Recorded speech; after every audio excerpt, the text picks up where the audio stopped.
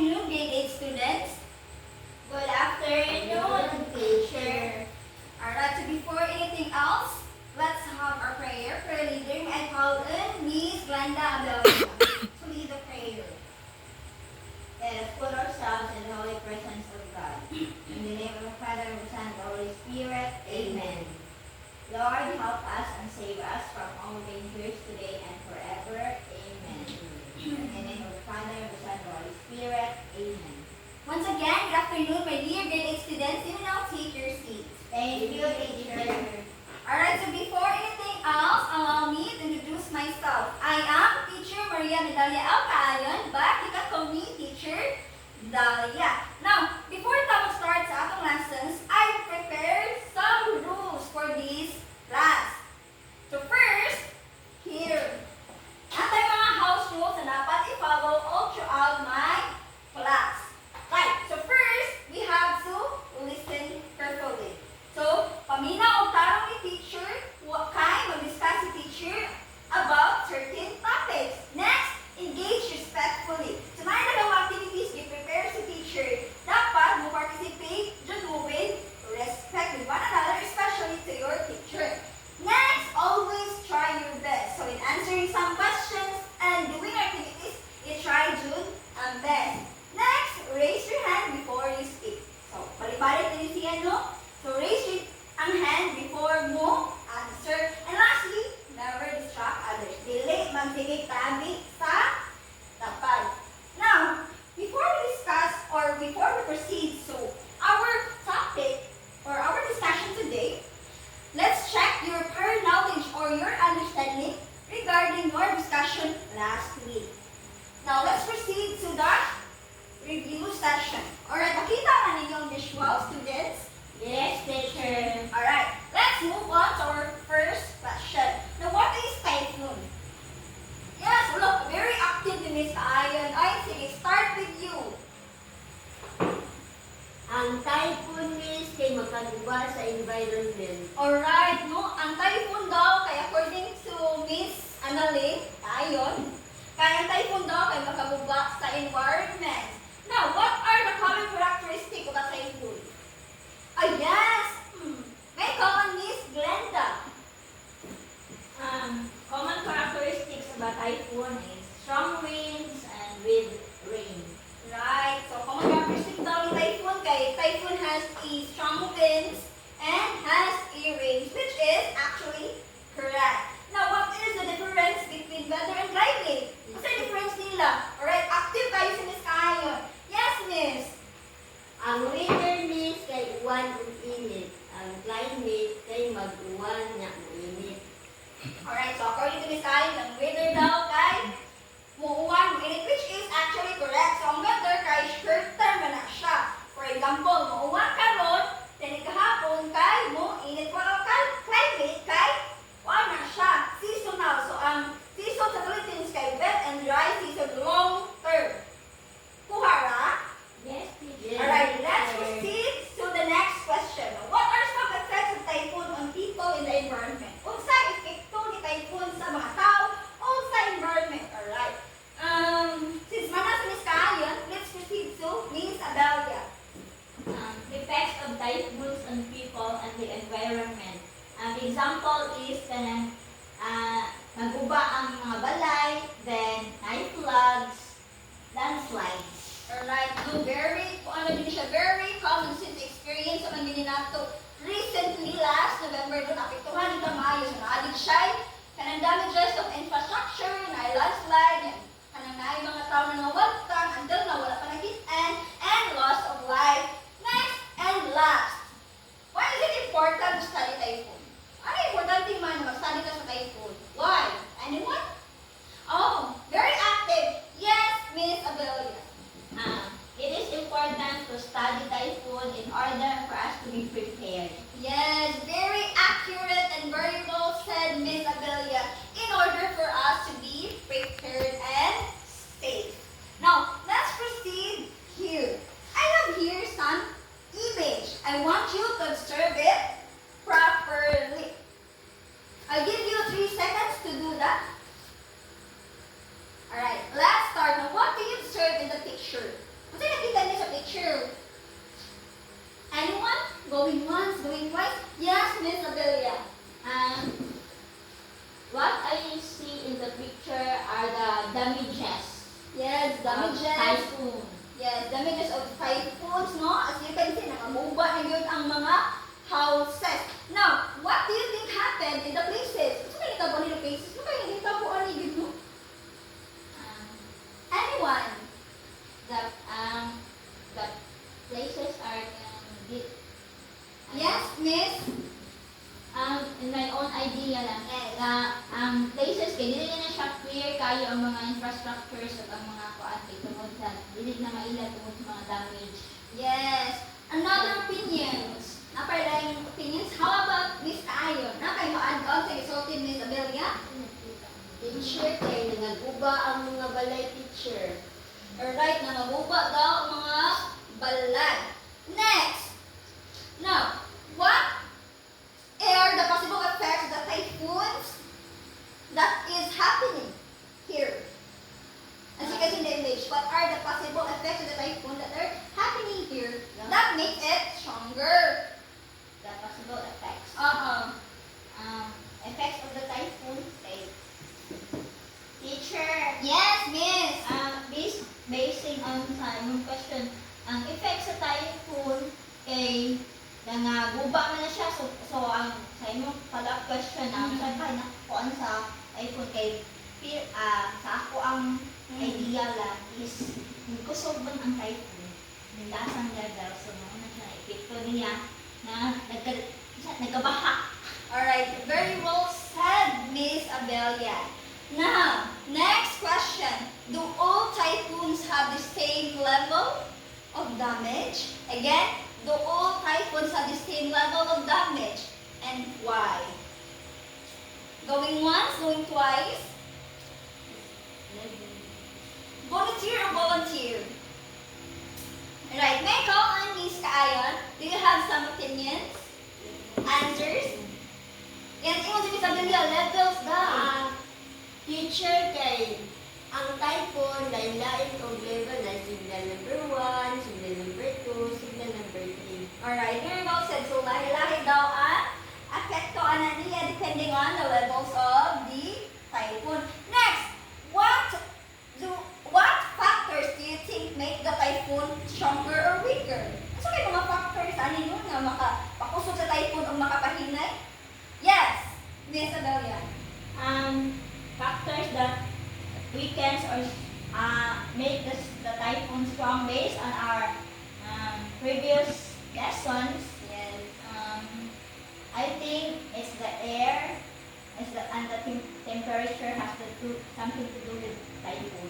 Alright. According to Miss Abelia, na daw air, then temperature, something to do with the typhoon. Let's dig level to it to our next level. Now, I have prepared here some video. Eyes on the screen here. Makita ra? Yes, teacher. Now, I want you to observe properly to the video because I have some follow-up questions that you need to answer later on. Are you ready? Yes, teacher. Alright, let's proceed.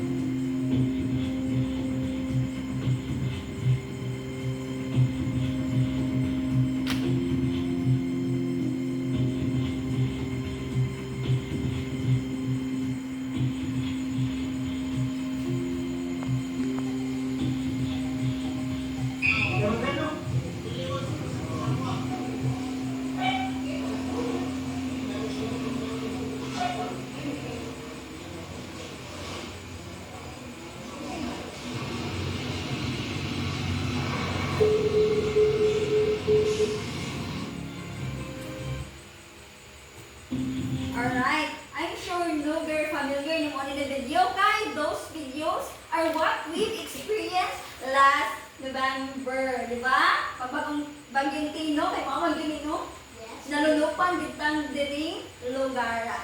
Now, let's proceed. Now, in the video, what have you observed? Sino observe sa video? What are the events happening in the video? Yes, Miss Amelia.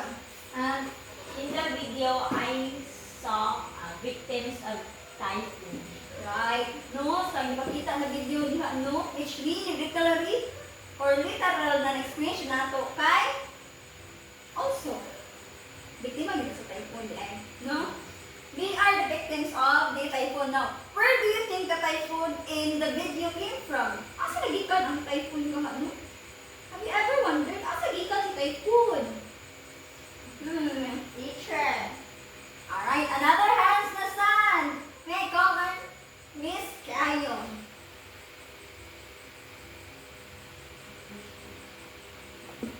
Sa ocean, miss. Very- teacher. Ayan, very well said. Gikan siya sa ocean. Now, what condition in the environment can you infer in the video? Ano may conditions sa environment na makita niyo sa video? condition. Conditions. Teacher, Yes, yes. please expound the question. What conditions in the environment can you infer in the video? Di ba? Kaya napakita mo to siya sa kanang mga or mga infrastructure damages. Ano sa may makita ninyo ato? Na condition sa environment? Teacher, Yes. akong nakita dito kay kanang dili na jud pareha sa una. Yes. Ayun di ba? Yes, dili na gyud siya para sa una no o dili na gyud siya mabalik dayon. Now, why do you think the typhoon became strong before it hit the land? Ano po? Ano? Teacher, Yes. based on it's only in my idea. Yes. Siguro mao nang makusog siya before it hits the land kay kung nasa sa ocean, ma-travel ko man siya may dakang space and above siya sa water. So, before ma-hit siya sa land, anong di siya ka, higop man siya o daghang winds dito na makapadako ni makapakit. Alright, you got the gist, Miss Amelia. Now, for the last question, based on what you observed, what conditions do you think influence the formation of the typhoon? Again, what conditions do you think influence the formation and strength of the typhoon? Alright, may call on Miss Kayon. Teacher, kanang sa temperature, teacher. Alright, temperature daw according to Miss Kayon. What about you, Miss Dahlia? Other add-ons? I think it's the air pressure. Air and what else? Kaka. That's the only thing I can add. Yes, what about you, Miss Ayan? No more idea. No more idea? Air, air only? Temperature, what else? What else, Kaka? Air pressure, air temperature, Air temperature, the the wind and water. water. So we have the air temperature, we have the water. So our topic for today is all about the, like, let me just unlock this. Okay. Right, our topic for today is, wait, let me get my sponge cake.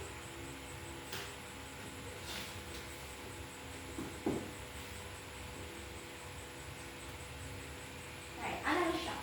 So our topic for today is all about factors affecting the formation of the typhoon. Now, before we delve deeper into it, here are the learning objectives for this lesson. First, explain the factors affecting the formation of typhoons. Second, describe how warm ocean water, moist air, Coriolis effect, and atmospheric conditions contribute to typhoon. Next, analyze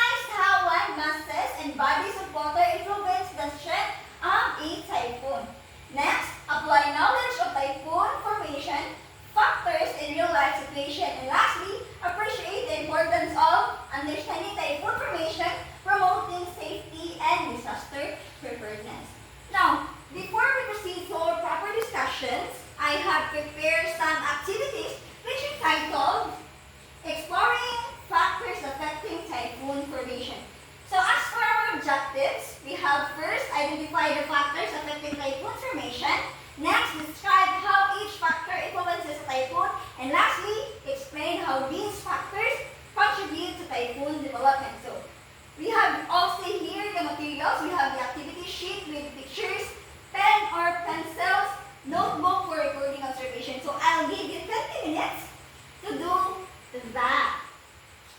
Alright, your timer starts now.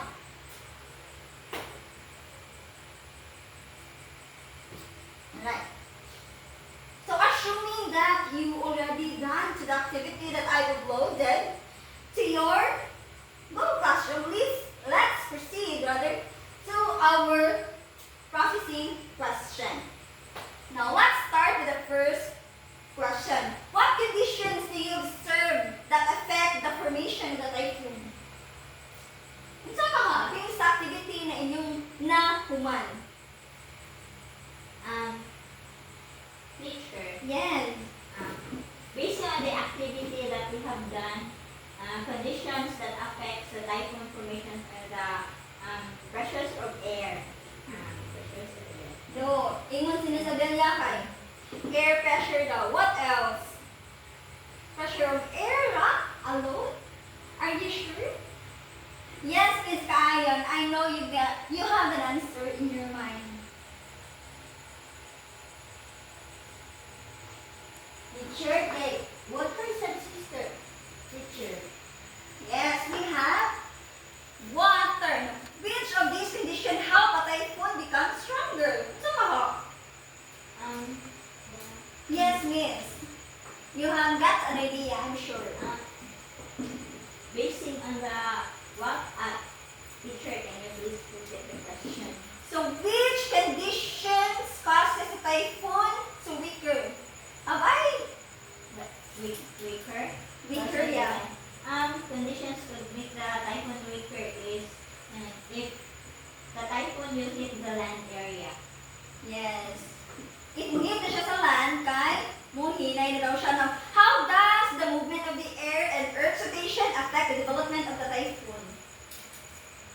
So, how does the movement of the air and earth rotations affect the development of the typhoon?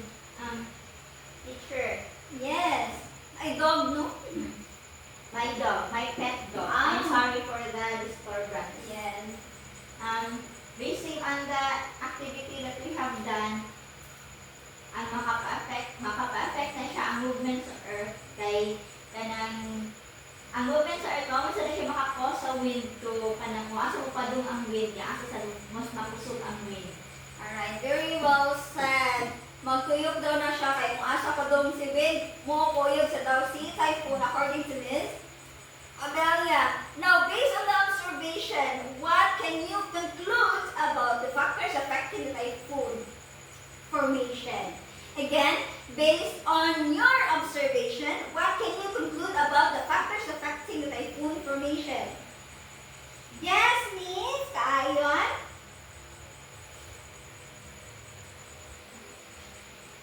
Alright. Call a friend. Alright, let's call Miss Amelia. Based on our activity, I have observed that the factors that affect the formation of typhoons are the air, the water, the climate or the temperature rather. Alright, very well said. Now, let's dig deeper to our topic. To fully understand kung sa mga factors na maka-apekto sa formation sa typhoon. Now, I have here some images. Let's start with here. I want you to observe the images. So, bakit siya ka? Stage 1, stage 2, stage 3, and stage 4. Now, let's focus on the stage 1 phase. Now, what do you observe in the water in the stage 1? So, may observe niyo sa tubig drain na stage 1? Teacher, Yes, Miss Amelia, very active. based on the picture, the water is being heated and evaporated. Yes, according to Miss Amelia, kaya water daw kay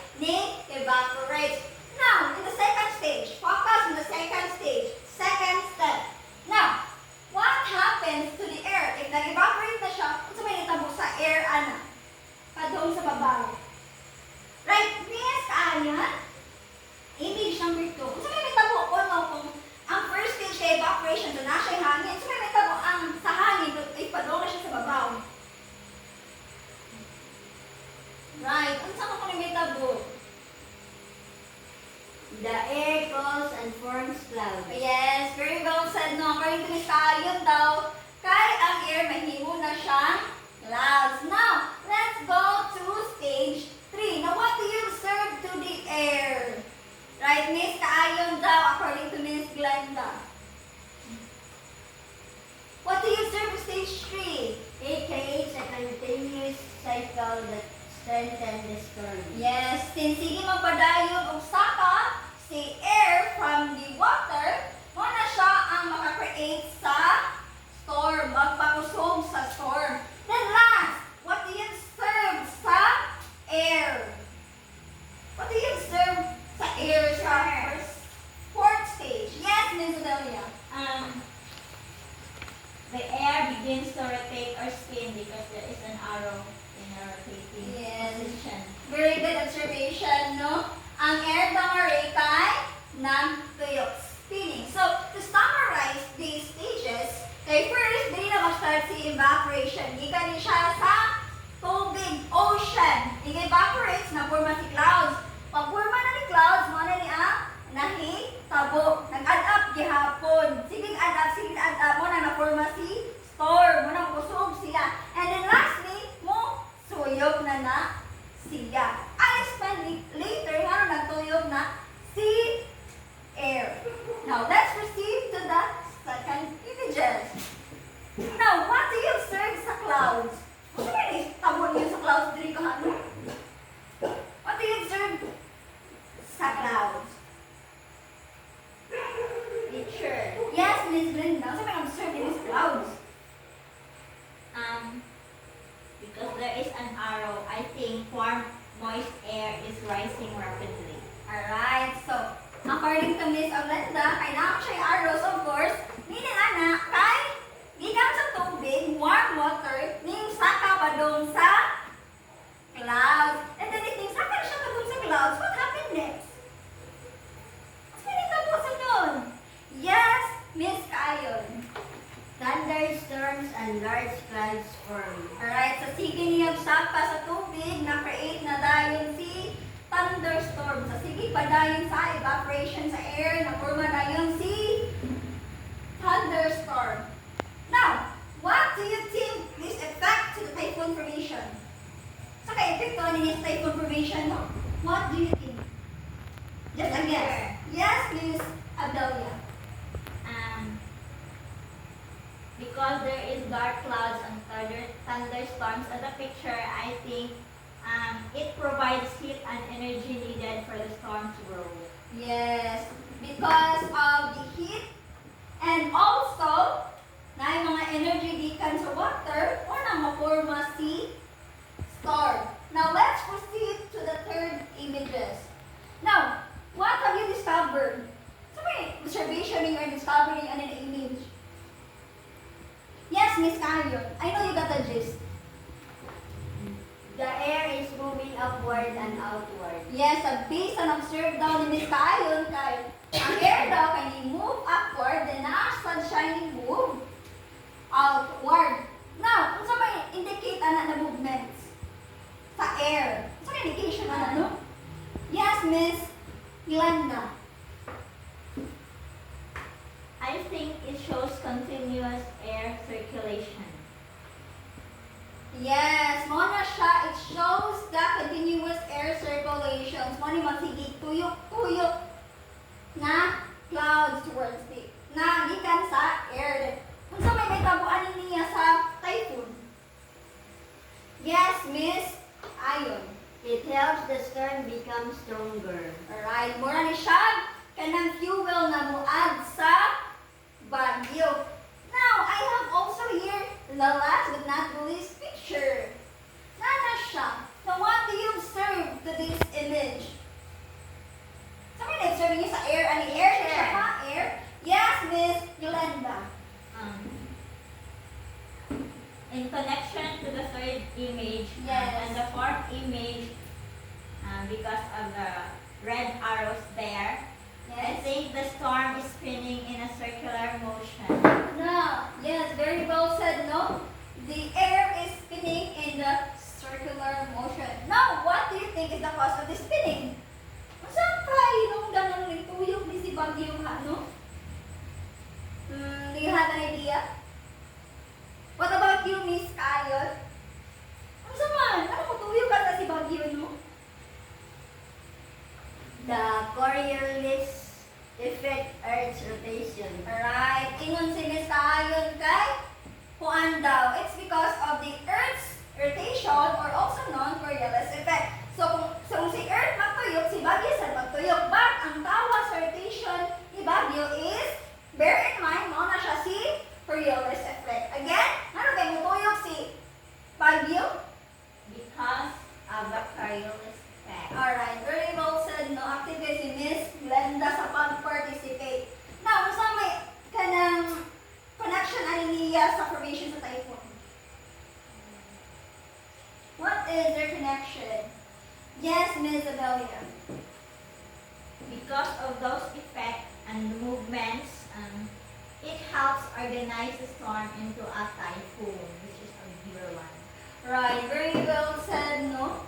Tungod ato ni Coriolis effect, diha na ma-organize si typhoon. Very well said. Nakuha na ang formation or factor sa typhoon? Nakuha na?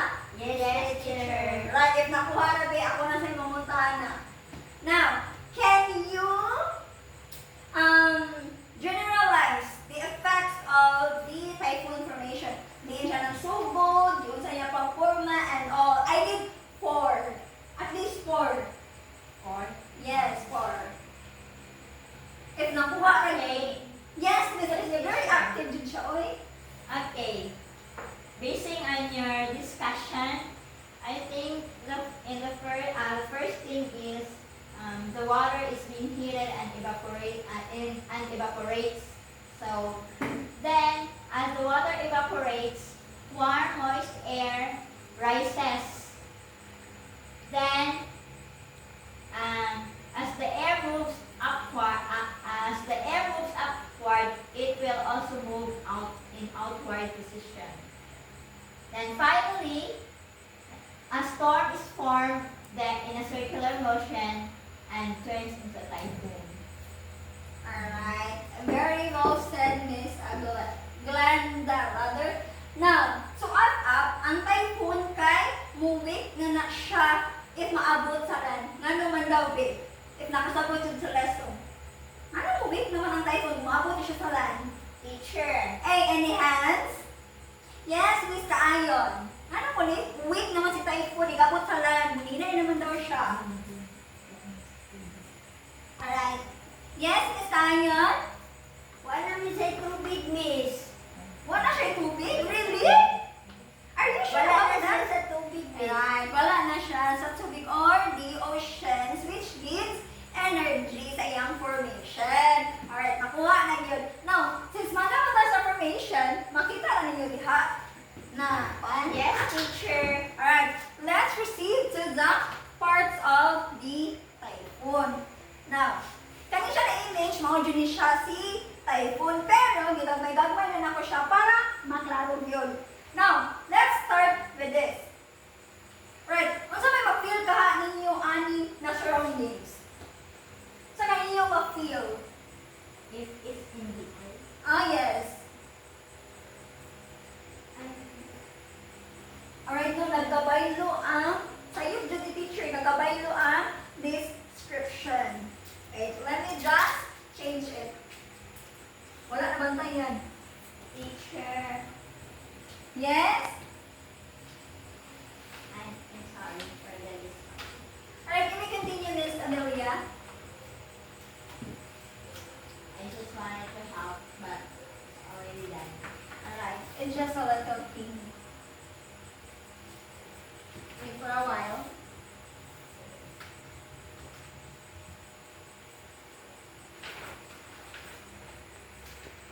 Alright, let's proceed. What do you feel in this area now? Here.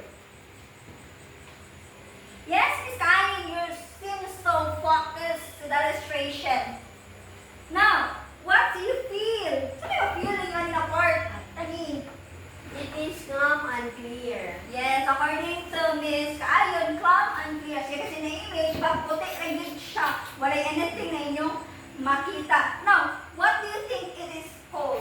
Saan siya natawag na part? Saan may tawag na part? Teacher, Yes, miss. it's the eye of the typhoon. Yes. Si Bagyo kay nasa siya'y mata. Just like us. Now, kung sa may naaaning eye, what do you think?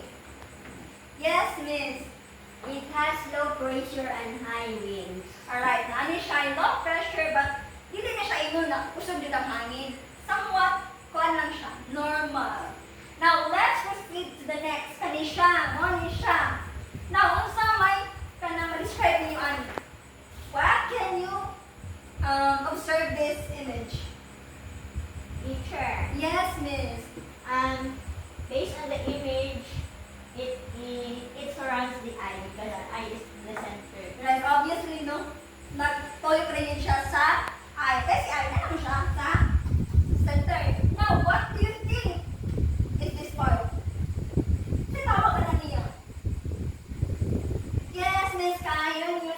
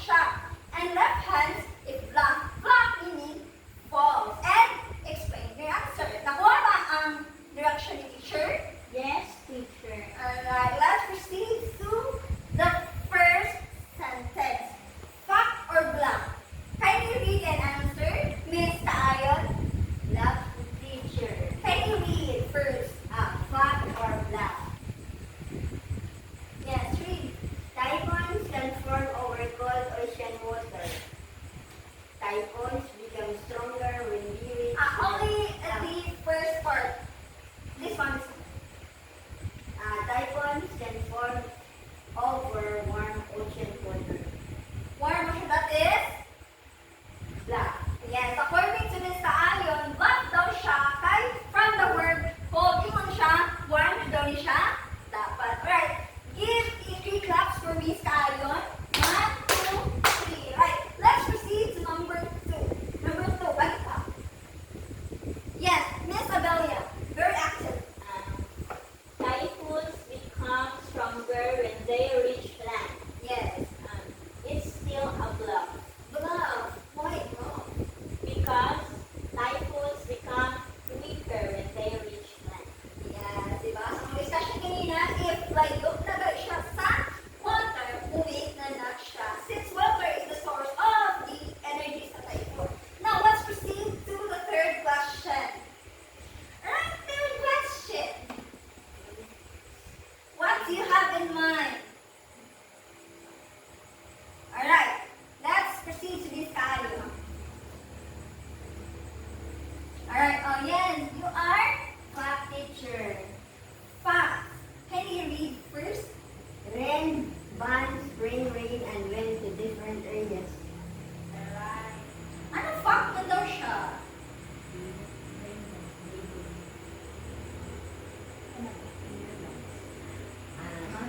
Rain bands Alright, say say rain moderate rate and wind. Alright, very well said. I thought Miss Glenda wants to have. Now, next question. The fourth one. Who wants to answer? Alright. Yes, Miss Glenda. The Coriolis effect causes a typhoon to spin. Alright, what do you think?